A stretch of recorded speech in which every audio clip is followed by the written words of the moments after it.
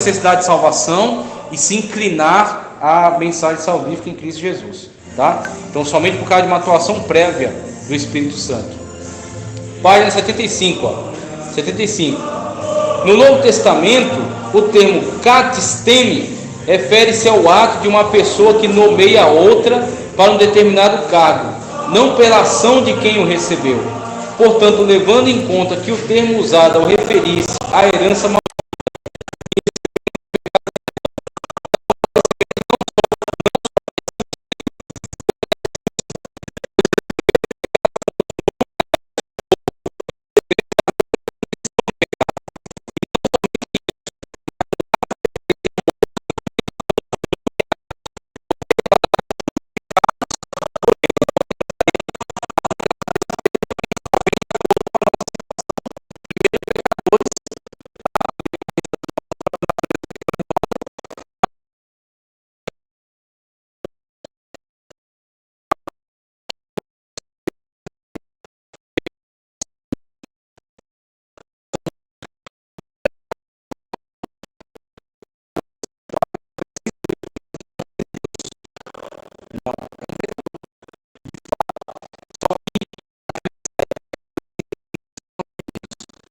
de pecadores redimidos. A remissão é o resgate.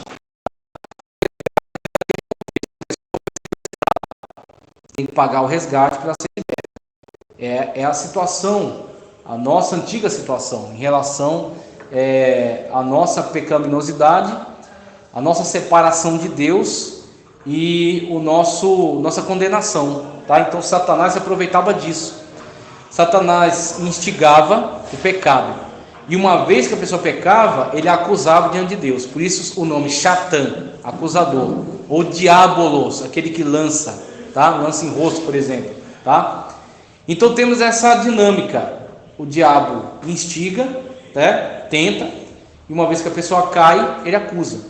E aí cria esse abismo, cria separação. A pessoa fica como que sequestrada, tá? Fica em poder dele. Ela nunca pertenceu a ele. As pessoas nunca pertenceram a Satanás, como diziam antigamente. Mas ela fica em poder dele por causa disso, tá? Satanás sabia que Jesus morrendo na cruz ele ia vencer a morte, ou ele estava ali, tá fácil, já era, cidadão? Eu vou te falar uma coisa, olha. A gente tem que praticar a teologia só em cima do que a Bíblia fornece, tá? Porque se a gente avança muito, a gente está fazendo especulação. Especulação não produz nada seguro, tá? Então o que eu tenho para você? Eu tenho alguns indícios. Por exemplo, ele sabia tudo acerca do plano da salvação? Não. Tanto que ele se aproxima de Jesus para tentar, e ele vai tentando de diversas formas. Transforma essa pedra em pão. Aí Jesus responde bem: nem só de pão viverás ao homem. Ok, então ele vai para outro nível. Chama Jesus para o pináculo do templo, coloca lá. Tá, você gosta de Bíblia, né? Então vamos lá. Atira-te daqui, porque está escrito: ordenará aos teus anjos que te tomará pela mão, para que nunca tropece em pedra. Ou seja, se é para nunca tropeçar, então se você se jogar, Deus vai ter que te segurar. É isso que ele está colocando para Jesus. É a hermenêutica de Satanás. Tem muita gente praticando a hermenêutica de Satanás, né? Tentando a Deus e usando a Bíblia para isso. Isso é a hermenêutica de Satanás, tá? Jesus responde: não tentarás o Senhor teu Deus. Ou seja, isso que você está me pedindo é tentar a Deus. E Deus não entra em contradição com a sua palavra. Então, ou seja, o texto que você está dizendo está distorcido. Não significa isso que você quer que eu faça. Por quê? Porque diz em outro lugar: não tentarás o Senhor teu Deus. Então Jesus refuta ele. E aí quando leva para o alto monte, Satanás promete o quê? Os reinos da terra, os reinos, a sua glória e tudo mais, se me adorares. Então quer dizer, ele está sondando Jesus para saber até onde Jesus vai. Primeiro é só pão, pensando, um homem, né?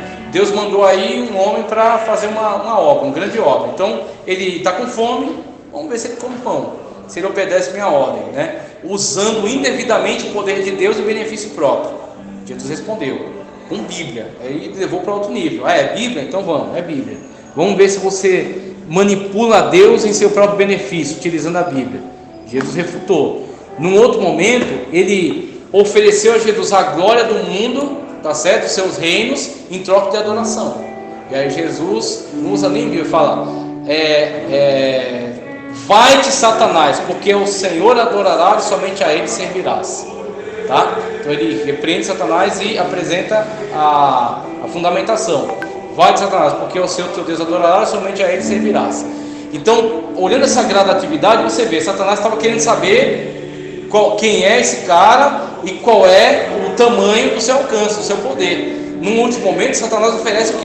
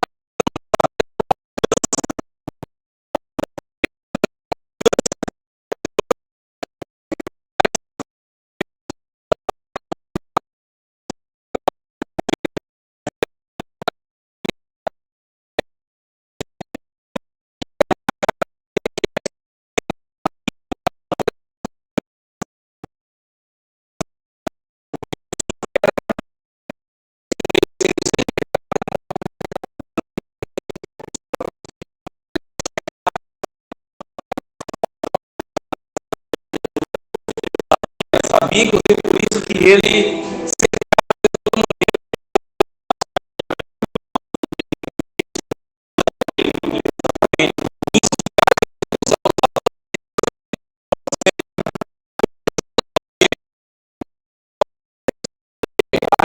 vai matar os soldados e estabelecer o reino de Israel, de Davi, sempre o poder de Deus em causa própria. E aí Jesus ele sabia ou não? sabia, mas não tudo. Exatamente. Por quê? Porque ele não é onisciente, então ele tem que ir testando, ele tem que ir analisando. É nesse sentido. Ele sabia tudo. Sim, pois é. Outros pontos. Ele sabia o que ia acontecer com ele, né? Sim. Pois é. Sabia, como o Zaqueu falou, sabia que ele é o filho de Deus. Por quê? Porque ele testou, porque ele foi analisando, foi descobrindo, foi sondando. Olha só.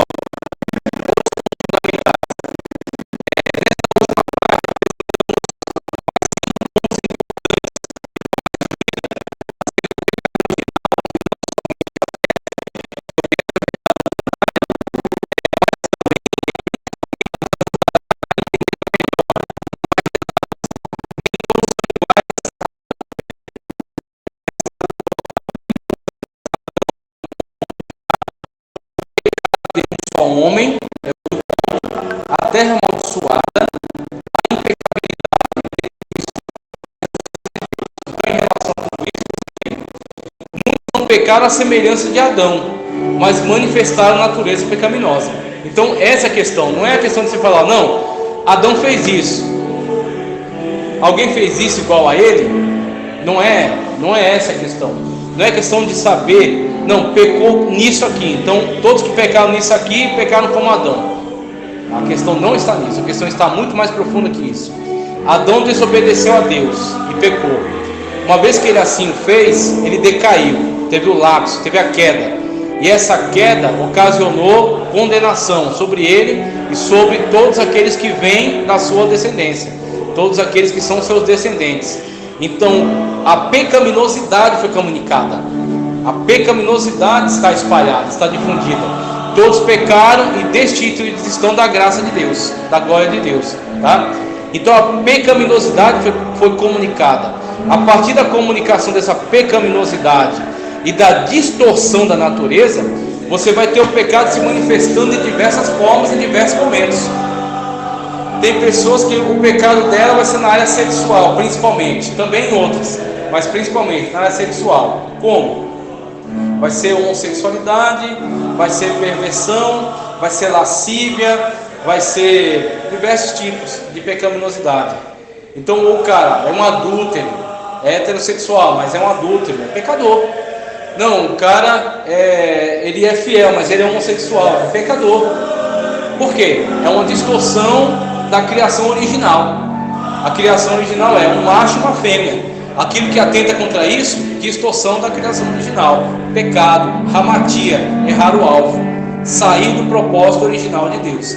Então, o pecado vai se manifestar o quê? A sexualidade, ou quebra, defeitos de caráter. A pessoa é sempre mentirosa, ela engana, ela rouba, ela faz diversos tipos de crueldade, ou que a pessoa é violenta, é agressiva, assassina. Então vai se manifestar de diversas formas. Ou a pessoa é preguiçosa de tal maneira que ela não ajuda ninguém, ela não ajuda a família, ela deixa as pessoas passarem necessidade e ela não se mexe, não faz nada. Então você vai ter outra manifestação. Ou é glutão, ele come tanto que ele morre de tanto comer, não tem limite. Então é outra manifestação. Então você tem o fruto do Espírito Santo.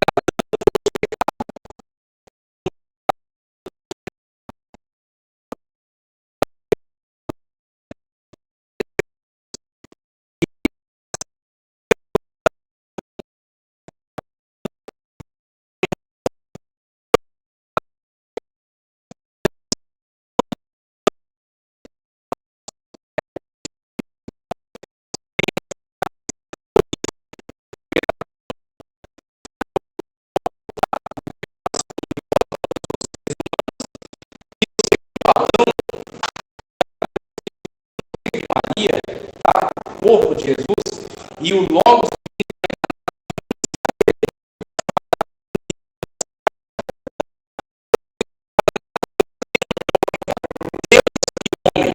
unidos, plenamente Deus, plenamente homem, constituindo uma pessoa.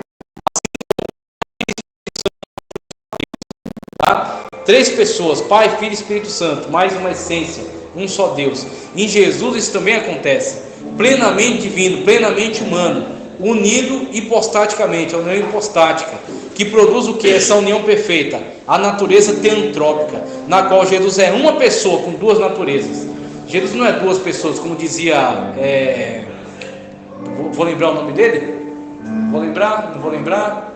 Nestório dizia, não, é 2 pessoas. Aí, Jesus Deus, Jesus homem. Quem é agora? Quem vai fazer o quê? Quem vai decidir? Quem vai? Quem não vai? Não, é uma pessoa, é uma união hipostática, é uma união perfeita. São 2 naturezas, mas constituem uma só pessoa, a pessoa bendita de Jesus Cristo, tá certo? Que é Deus e homem, como Deus recebe adoração.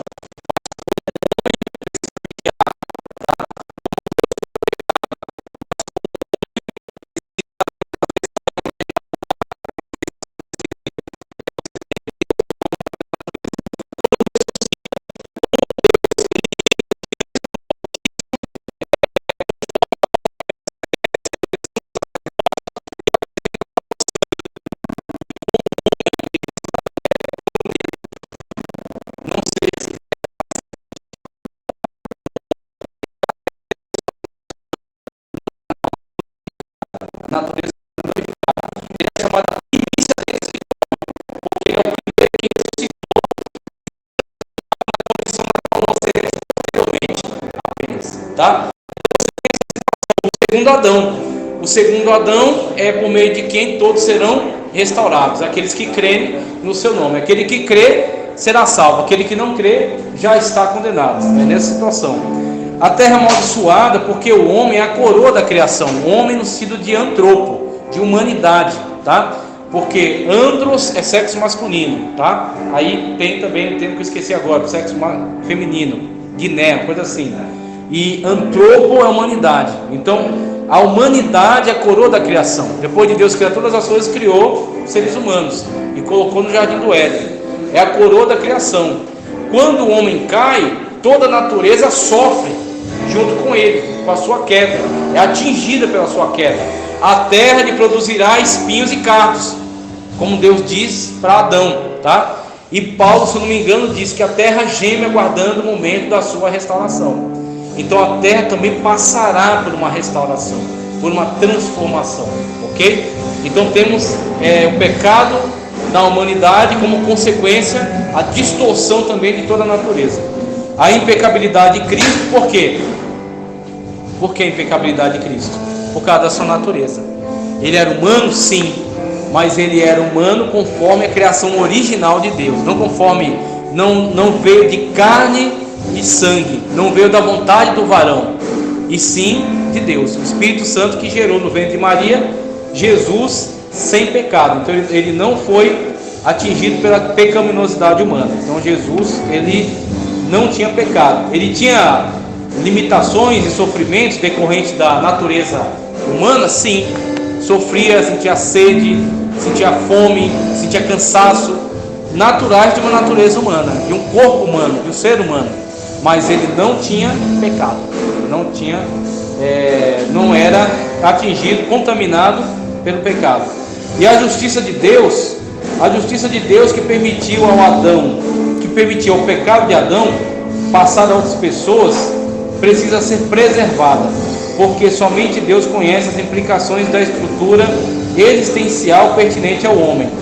Com esta breve e resumida exposição, os principais pontos que fundamentam o assunto do pecado original, podemos concluir esse capítulo já em condições de passarmos ao próximo, em que analisaremos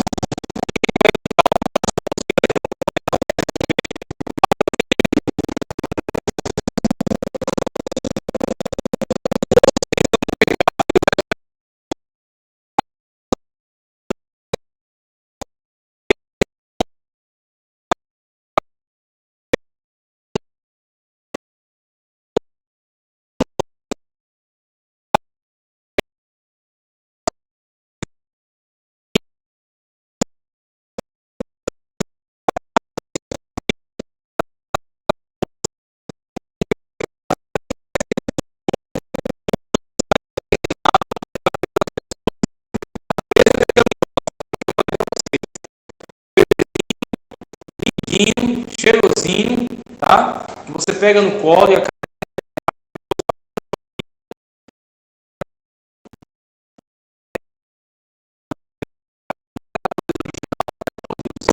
natureza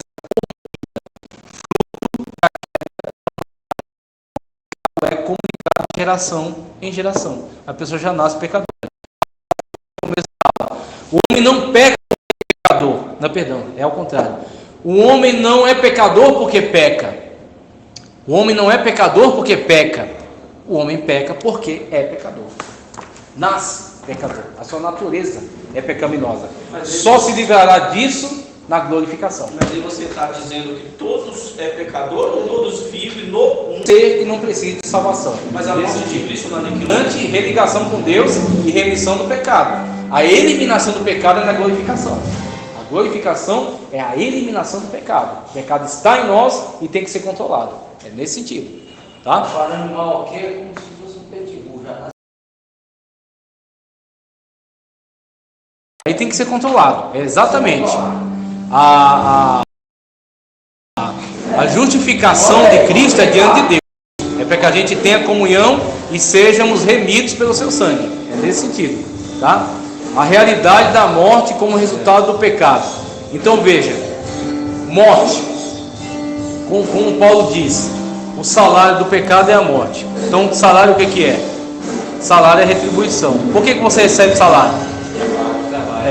Então você merece pagamento, merece salário. Você trabalhou para isso, né? Então a dinâmica do pecado é a mesma. A morte vem como recompensa. A morte vem como retribuição à vida de pecado. No caso está falando de uma criança. Uma criança ele tem pecado. Tem pecado. A gente, cada vez que peca, a gente tem que pedir perdão a Deus por nos Isso, ótimo. E quem não tem a oportunidade de pedir perdão igual uma criança? Aí você tem, por exemplo, a situação de Cristo. Eu vi o Deiró de Andrade deu uma resposta muito boa sobre essa questão. Ele falou: olha, em relação àqueles que não discernem entre a direita e a esquerda, aplica-se a graça salvífica de Cristo Jesus. Cristo Jesus, quando ele morre na cruz do Calvário, ele fornece salvação por meio da sua graça, por meio do seu ato salvífico, vicário, àqueles que creem. Por quê? Porque tem condições de tomar decisão. Quando você tem uma pessoa que discerne entre a direita e a esquerda, que tem condições de tomar decisão, ele tem que crer para ser salvo. Se ele não crer, será condenado, tá? Agora, aquele que não discerne, aplica-se a ele a graça de Cristo Jesus. Isso Então, se aplica aos filhos crentes ou a criança em geral? ao meu ver, se aplica de modo geral, tá? De modo geral. Então, porque Deus não é Deus só dos filhos dos crentes. Deus é Deus de toda a terra. Então, ao meu ver, se isso é válido, aplica-se de modo geral, tá? Ah, me dá um versículo. Não tem mesmo. Tornar como uma criança não poderá entrar no reino de Deus, não poderá ver no reino de Deus. Então, veja, ele diz, e a partir desses textos ele fala: olha, a elas pertence o reino de Deus. Então ele usa essa natureza, essa ingenuidade da criança como um paradigma para os demais. Então a gente pode aproveitar esses textos aí, muito bons. Esses textos aí fundamentam. Agora vê, quando ele está falando disso, ele está usando a criança como referência para os discípulos. Ele não estava necessariamente falando de plano salvífico, mas de referência de humildade e tudo mais. Se a gente for voltar lá no Velho Testamento, Louvou isso. Pode passar, pode passar. Então, se isso é verdade, isso aplica-se universalmente, tá? Então, mesmo que eles sejam afogados pelo dilúvio, queimados pelo fogo, qualquer coisa, estamos falando de juízo sobre a terra, tá? Mas em relação à alma, aí é outra questão. É outra questão. Morte física, tá? Morte física como consequência, né? A morte física é a separação entre a alma e o corpo, constituindo-se a transição do mundo visível para o invisível. Para o crente fiel, a morte não é o fim, nem mesmo o motivo.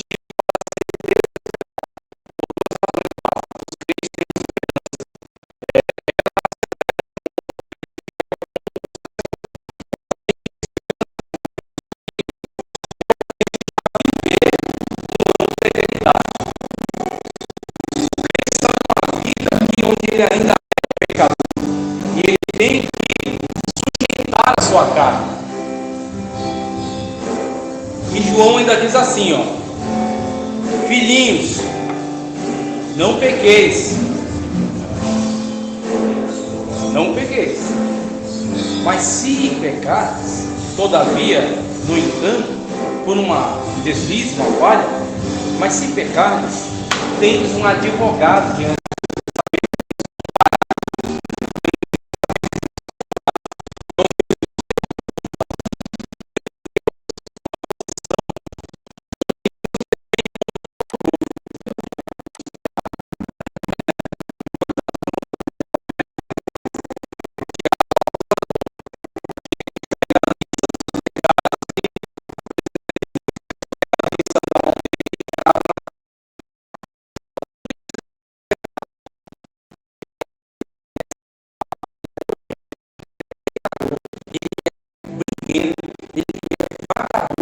É isso mesmo.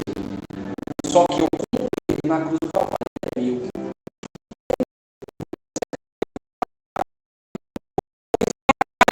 Eu vou quebrar ele, mas ele é meu. Você não toca nele. Ele é tudo isso aí, mas ele é meu. O pecado dele, que era contra Deus, eu paguei. Caiu sobre mim. Eli, Eli, lama sabachthani. Deus meu, por que me desamparaste? Desamparado porque o pecado de todo mundo estava sobre ele. E aí Jesus sentiu o desamparo de Deus na cruz. Por quê? Porque ele comprou o pecado de todos eles. mas aí também ali entra a pessoa pecar e se humilhar. Isso. Significa que ele comprou ele agora pegou, fica na retaguarda ali de boa. Muito bom, exatamente. Que é a dinâmica do arrependimento. Pega 10 vezes, vai lá e resta perdão. Não vai pecar o costume, mas Eu sei. Errou, tem que pedir perdão. Pedir perdão. Confessa e deixe. E deixa. E ele confere e vai. Confesse dele, que ele confesse dele. Por isso Jesus dizia: vai e não peques mais para que pior não te aconteça. Então você tem sempre essa dinâmica do arrependimento. Existe pecado que Jesus já pagou, que a gente não cometeu? Prévio, né? Pecado prévio. Não, isso aí era na indulgência. Agora o que acontece? Jesus, ele garantiu possibilidade de perdão. Então o que Jesus fez? Jesus depositou na conta um valor tão grande que pode saldar toda a dívida. Agora o que acontece? Olha só a burrice. Pode ser que a pessoa adquira uma dívida, ou seja, um pecado, e não use o crédito. Por isso que eu estou te falando. Por quê? A pessoa pecou, Jesus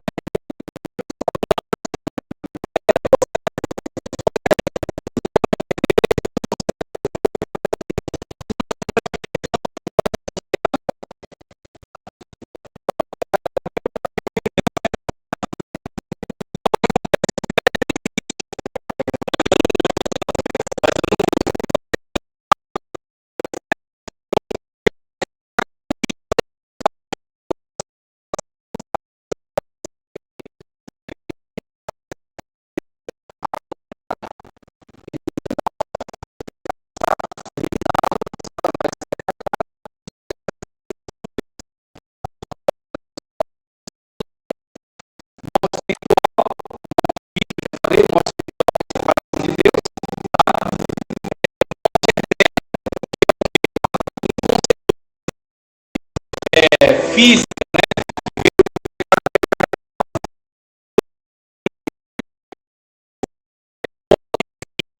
desencadear na morte eterna.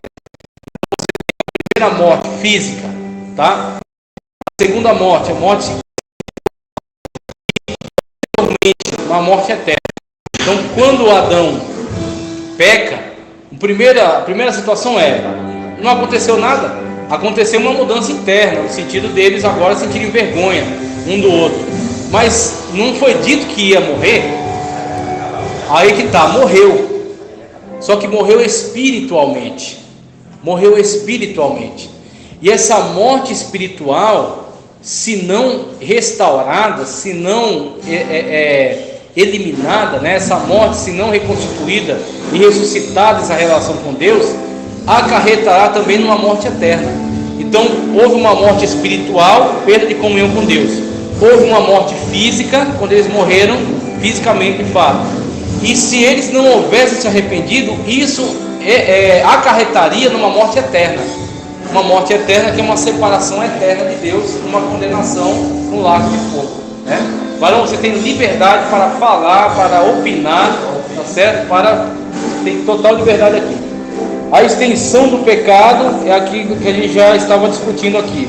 É universal, conforme a palavra de Deus, mesmo que alguns questionem, tá? Para machar, para veja, a tentação como prova da extensão do pecado, isso é tranquilo, a gente analisou já, o Paulo fala acerca da natureza, né? Que com a minha mente eu sirvo a Deus, mas nos meus membros habita uma outra lei. Então você tem que andar conforme a lei do Espírito para não cumprir a vontade da carne. Isso aí é universal. Outras provas bíblicas sobre a extensão, ele apresenta vários versículos aqui. Então ele vai caprichar nos versículos aqui sobre isso. Estou na página 96 já. 96, já caminhei até 96. Aí ele vai colocar aqui, ó, essas questões que são as mais polêmicas. Pecado de blasfêmia contra o Espírito Santo, tá? Que ele fecha com esse. Eu vou juntar com esse aqui, a conclusão. Pecado de blasfêmia contra o Espírito Santo, tá? E o pecado não perdoável de João. Lembra lá da carta de João? Que ele fala acerca de certos pecados, eu digo-vos que não oreis, tá?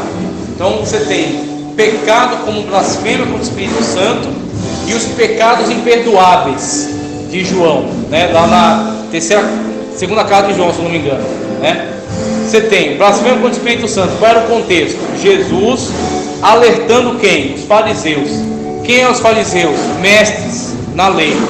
Qual era o atribuir conscientemente as obras de Cristo a Beelzebub? Diz eu sei.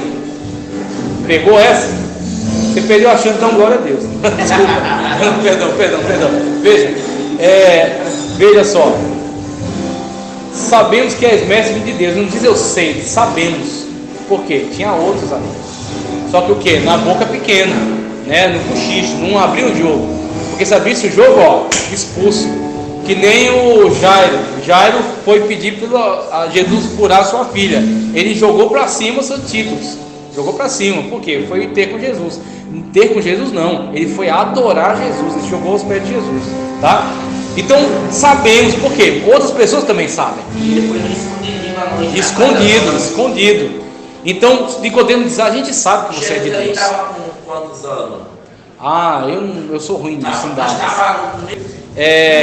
Sabemos, né? Ele já estava no meio dos doutores e começou a Exatamente.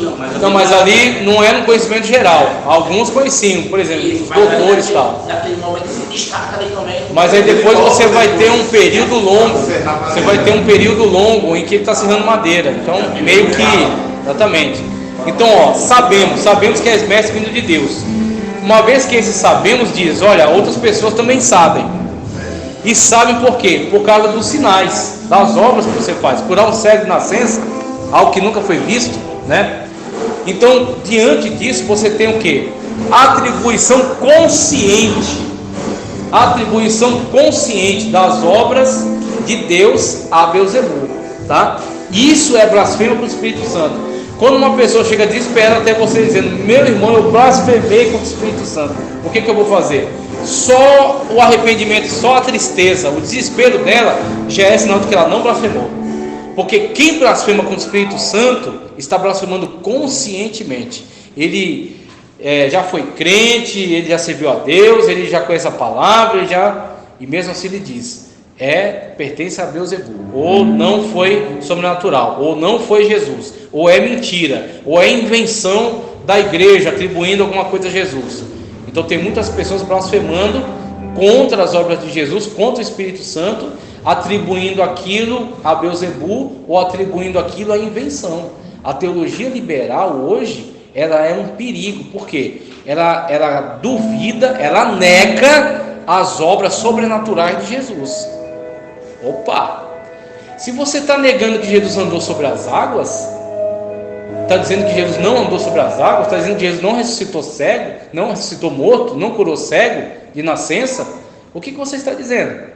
Que aquelas obras não são de Deus, que aquilo foi uma mentira, e o pai da mentira é quem? O diabo. Então você está, as pessoas dizem, não, se a pessoa não abrir a boca para dizer, não foi Deus, foi o diabo.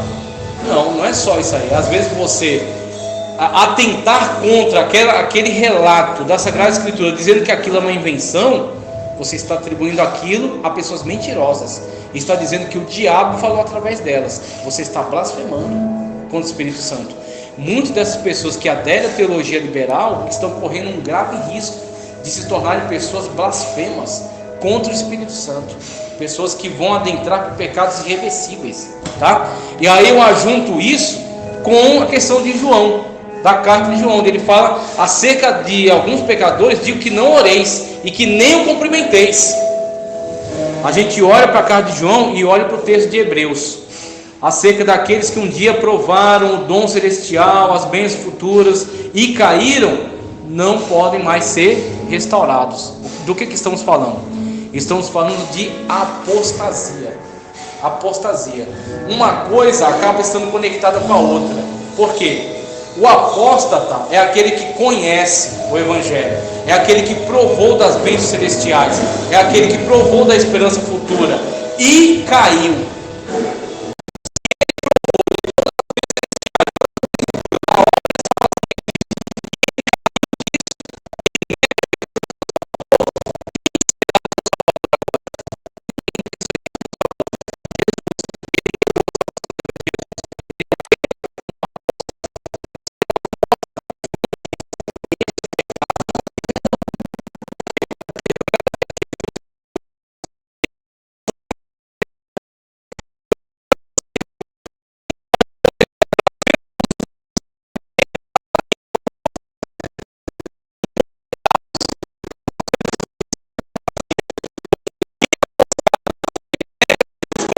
crente é o mesmo que vai blasfemar contra o Espírito Santo, que vai atribuir as